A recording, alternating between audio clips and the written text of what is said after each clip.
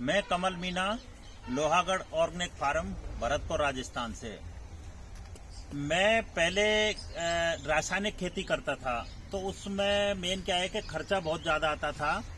तो उसके बाद में हमने सुभाष पालेकर जो ये प्राकृतिक खेती के जिनको पद्मश्री मिला हुआ है, उनके साथ में मैं 1-1.5 महीने उनके साथ में रहा था।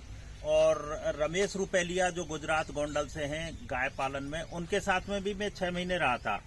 तो वहां पे मैंने ये सीखा है कि गाय से किसान की इनकम प्रधानमंत्री जी कहते हैं कि दुगनी, लेकिन उससे हम गाय से पालने से हम इनकम को 10 गुना भी कर सकते हैं।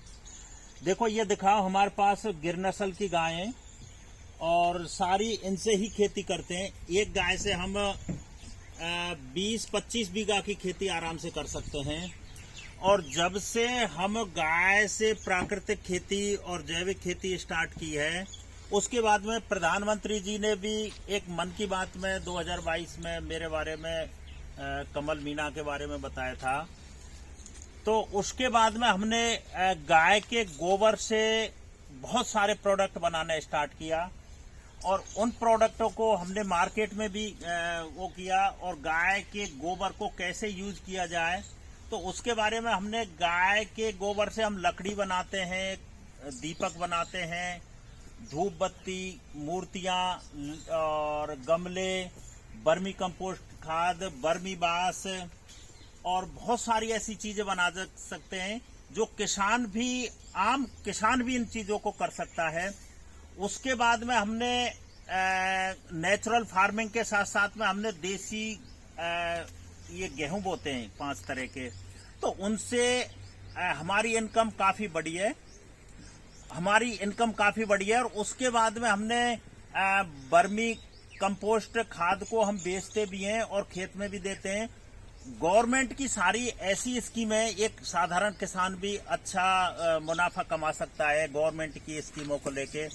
जैसे सौर ऊर्जा से हम 10 तरह की मशीनें चलाते हैं, जैसे कुट्टी की मशीनें और ये चक्की है, गोबर पीसने की मशीनें, लकड़ी बनाने की मशीनें, गमले बनाने की मशीनें, स्प्रे की मशीनें।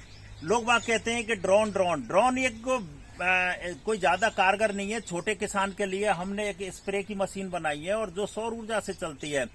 हमने यहाँ पे एक फार्म पॉन्ड बनवाया है जो बरसात का पानी इकट्ठा होता है। आने वाले टाइम में पानी की बहुत ज्यादा कमी रहेगी, तो इसको देखते हुए गवर्नमेंट की एक स्कीम है, पॉन्ड स्कीम। उससे हम बरसात का पानी इकट्ठा करते हैं और 5-6 बीघा की खेती हम आराम से कर सकते हैं।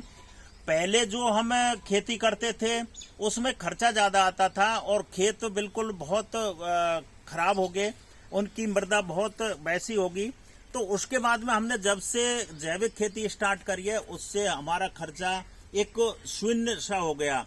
क्योंकि देखो, हम एंजाइम बनाते हैं, उसमें किसी चीज का फल ले लो और 1 किलो गुड़ ले लो, 10 किलो पानी ले लो, 3 किलो कोई भी चीज ले लो, उसको 90 दिन तक गला दो, तो उससे हमारी सारी स्प्रे कर देंगे। तो एक उत्प्रेरक का काम करता है, वो ग्रोथ प्रोमोटर है।